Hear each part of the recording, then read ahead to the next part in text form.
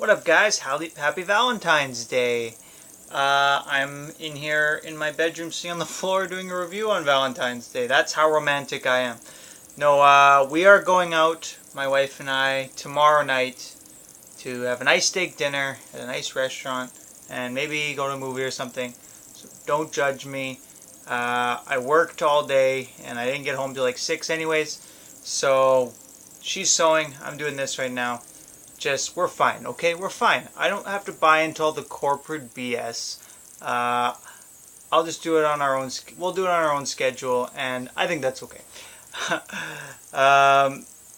No, so as usual, drinking my rum after reading my copies of the comics this week for the second time. And pretty good week. I only had 3 books, but all solid. Let's see. So we'll start off with Batman number 28. So this it kind of takes a break from the 0-year stuff to give you a little glimpse into this new series that's coming out called Batman Eternal. Now, something like this has happened before, which sort of annoyed me. Following the death of Damian Wayne, I wasn't reading Batman Incorporated. I don't go online and read up tons of DC news and stuff. So when I read the Batman that followed that, which Batman was acting in like directly because of what happened to the events of that Batman Incorporated number 8, I had no clue what was going on, and I was kind of lost, and I thought it had to do with what was happening in the Batman story, but it was from something totally external. So that sort of bothered me because it makes these comics sort of unapproachable for some people. And I'm a guy who reads regularly, and if I'm having problems, then how hard is that for just sort of your average reader? So that sort of bugged me. And similar with this, I had no idea what Batman Eternal is. I now know that it's going to be a weekly series.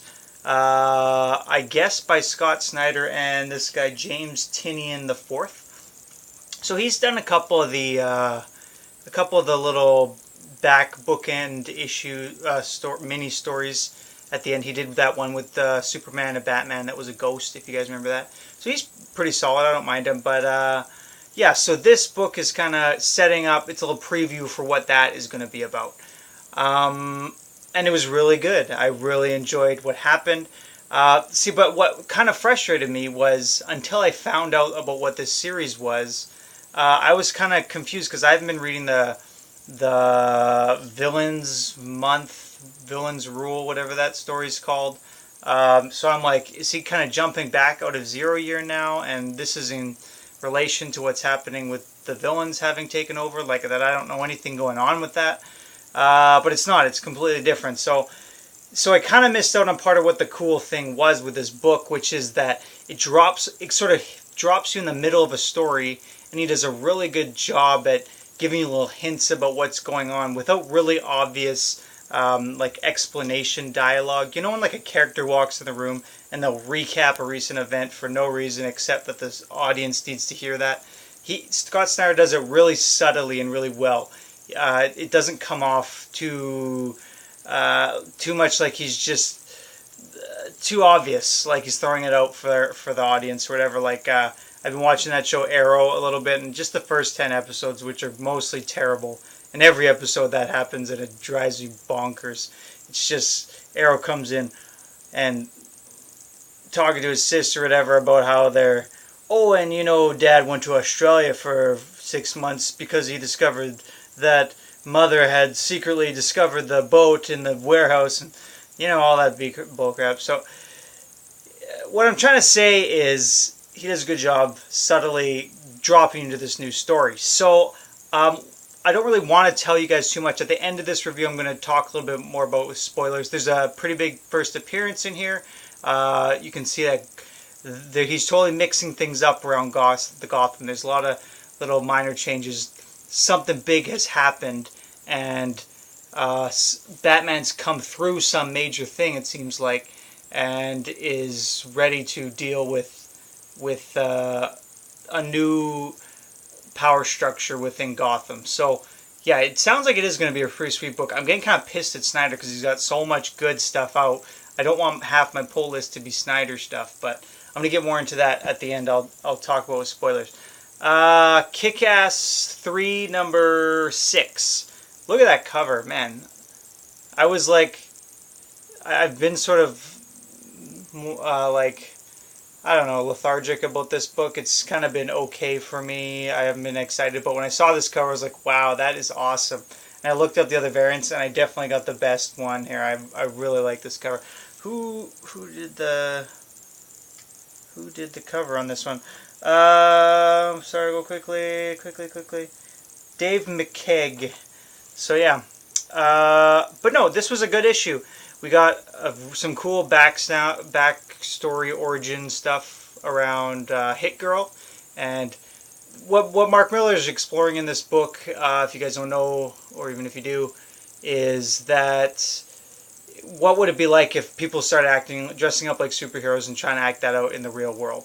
And Hit Girl is kind of the closest thing to an actual superhero. She actually is incredibly skilled and deadly, and to be who she is, it kind of explains, like, you have to be so fucked up and stuff has to happen to you that just screws with your brain because she's a child who is just a ruthless killer for justice and has this code. But you kind of get a glimpse into, like, her first kill and what brought her to that and where she sort of lost a lot of her humanity in that.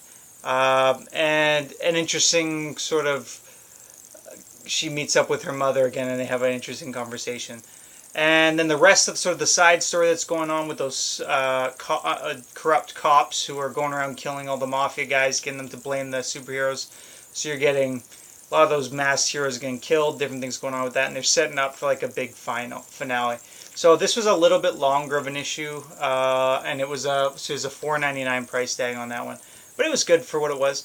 But there's a couple things.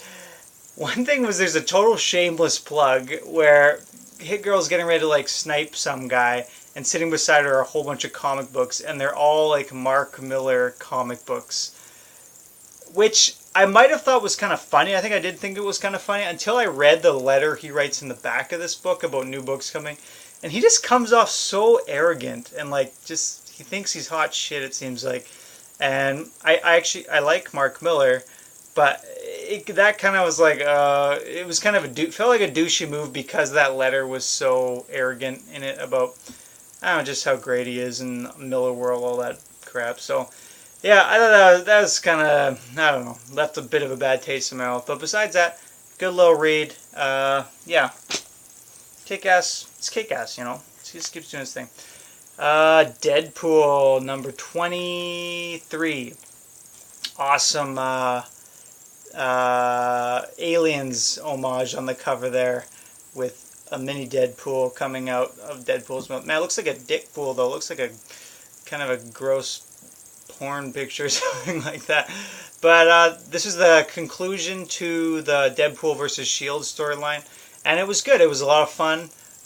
Exactly what I expect from a Deadpool title. Like, it was nice to have that more serious tone for a while, but I'm happy to be back to the silly, violent, ridiculous Deadpool. So basically, he's just running through the S.H.I.E.L.D. carrier, or it's not S.H.I.E.L.D. helicarrier, it's someone else's, but it's a helicarrier, and just slaying bad guys all over the place. There's hilarious conversations happening between these guys, these sort of inept minion guards. He's kind of like the alien, like in the movie Aliens, if you've seen it, where he's in the rafters and he's sneaking around and he's got acid and stuff like that. So it was pretty good. There's a lot of like references in this one. There's a Breaking Bad reference at one point, and there's an awesome Watchmen reference at the end. So Deadpool continues to be awesome, fun. Dugan and Posehn, I wish I knew how to say his name, continuing to do a great job. So back to Batman. This is going to have a few spoilers here, guys, so if you haven't read it, heads up. But, no, you got the first appearance of Blue Jay. So, yeah, Harper Row, I think we all kind of knew that Harper was going to become Robin or something. People were speculating Nightwing.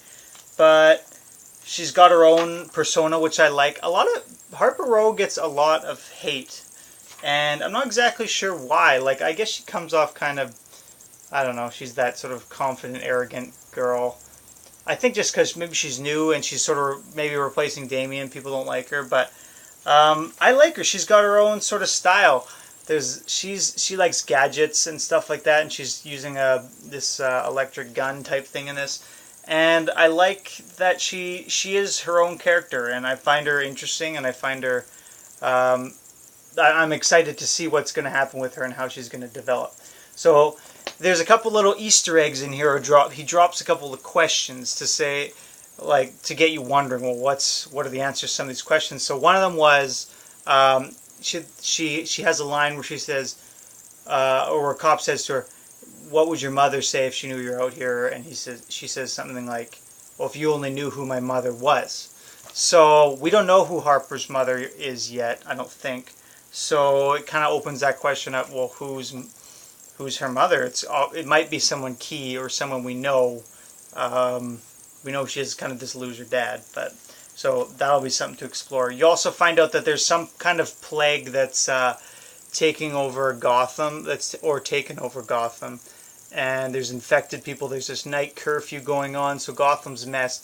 And it seems like he talks with Catwoman, and it seems like Batman's been out of the mix for a while. There's something that happened where he had to leave her behind, which hurt her quite a bit apparently, and he's been gone because she's surprised to see him in good shape. She thought maybe he would have been injured or something. So I think maybe he's been gone, and these other the Robins and this new girl Blue Jay maybe have been doing some work. There's sort of someone working in an Oracle type position who doesn't seem to be Oracle because she's confused, or he. It looks like a female figure, but so you're wondering, someone's working in the Batcave as an Oracle. It could be Red Robin maybe, or you'd think he'd be out. I'm not sure where it is. But yeah, so there's a lot of interesting questions coming. Oh, I should talk about this cover real quick too. I like these covers that Scott Snyder's been doing. Some better than others. But what he tends to want to do, I don't know if he directs these or he lets the artist just figure them out, but is he'll do something symbolic on the cover, a close-up of something more simple. So this one, it's like a locked door with a Batman logo as the keyhole. So sort of this idea that there's this unenterable place that maybe only Batman has the ability to enter, which is sort of what happens in this issue. There's another cool one where he's pouring sort of molten metal into the outline of one of the batarangs, and it's like sort of the Batman being forged. So I like a lot of these sort of simple. They can tell you a really cool story with an image, or it can conjure up certain words. And when he does it well, I think it works really well. It's kind of neat and sort of unique. So yeah, I've been liking that. But yeah, those are my books for this week, guys. Thanks for watching. I'm trying to keep these short, but they always go long. I talk too much. Okay. Take care, guys. Getting a new video up with some key issues soon, so keep your eyes out. Take care. Peace.